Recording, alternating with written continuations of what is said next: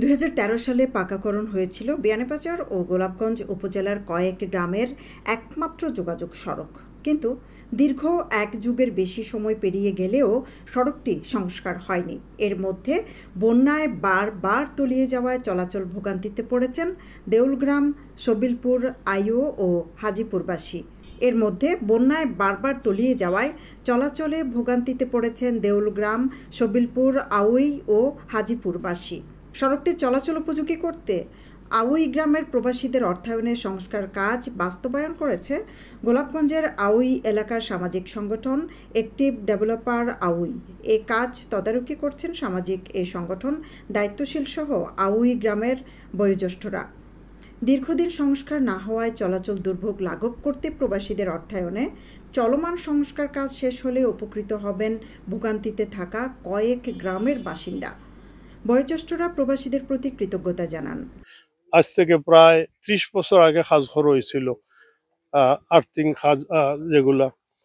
এরপরে হয়তো ১৭ বছর হয়ে যার বা ১৬ বছর বিগত সরকার আমাদের ইটসোলিং ছিল ১ নম্বর ইটসোলিং, যে ইটসোলিংটার তখনকার কস্ট ছিল ২ লক্ষ টাকা।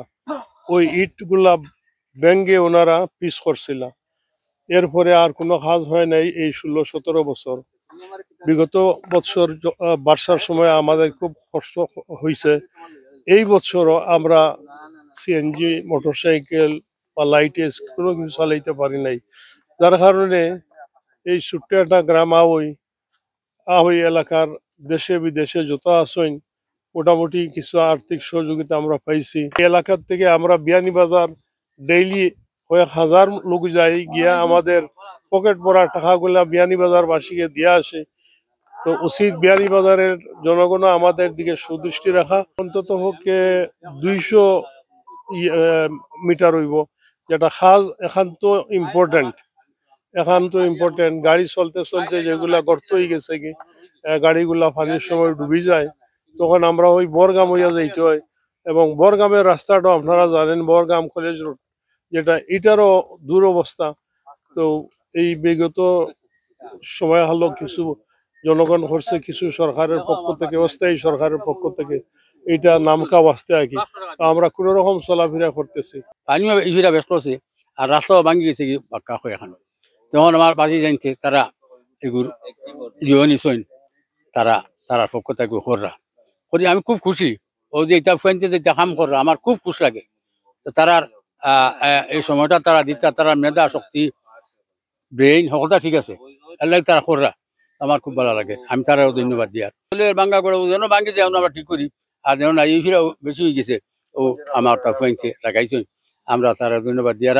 আর যারা দেশবাসীর তুই সাহায্য করা তারও আমরা ধন্যবাদ দিয়ার। আমরা দেশের মানুষের আমি সব দিকে আন্তরিকভাবে ধন্যবাদ দিতে হয়। আমরা যত প্রোগ্রাম, যত কাজ, মসজিদ, মাদ্রাসা, রাস্তা, স্কুল, কলেজ যার আমার গাঁও দেশের মানুষের দিন, সারা মানুষের দিন। তো এটা একটা আমরা বড় শুভ লক্ষণ এবং আমরা বালা, আমরা চাই আমরা হঠাৎ আজীবন থাকতো। এখানে রুগী লইয়া যাওয়া আবার খুব অসুবিধা হয়। আমরা নিজ উদ্যোগে পয়সা তুলিয়া খরচ করিয়া আপনারা সবে পারলে সাহায্য করিয়া সহযোগিতা করবা। সামাজিক সংগঠন অ্যাক্টিভ ডেভেলপার আউই প্রতিষ্ঠার পর থেকে আর্থসামাজিক ও গ্রামীণ অবকাঠামো উন্নয়নে কাজ করছে জানিয়ে সংগঠনের দায়িত্বশীলরা জানান, এসব উন্নয়ন কাজে প্রবাসীরা সবসময় সহযোগিতা করায় সংগঠনের পক্ষ থেকে তাদের প্রতি কৃতজ্ঞতা জানাই। আমরা তো দীর্ঘদিন থেকে ভুক্তভোগী, সবার দিকে চাইতেছি, কিন্তু সেও একটা সাড়া দিল না। আজকে আমরা অ্যাক্টিভ ডেভেলপার আউয়ের উদ্যোগে এই কাজগুলা ওর অনেক কষ্ট হয় গাড়ি নিয়ে যাইতে, মোটরসাইকেল, কার, অন্তত বিশেষ করে রুগীটার গাড়ি নিয়েও আমরা যাইতাম পারি না। আমরা দেখতেছি যে বিশাল অসুবিধা, কিন্তু এর কারণেও কিছু সময় আমরা বৈঠক করিয়া এই পর্যন্ত আমরা পৌঁছেছি।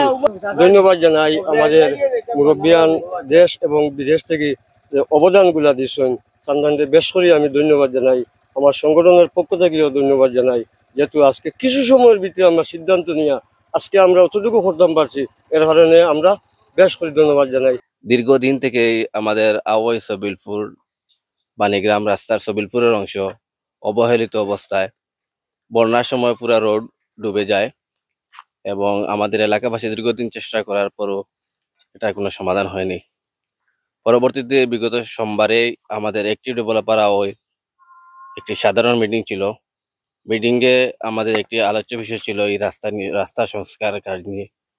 তাই আমরা উপস্থিত সদস্যবৃন্দ মিটিং পর আমাদের উপদেষ্টাদের সাথে সাক্ষাৎ করে রাস্তা সংস্কারের কাজ শুরু করেছি।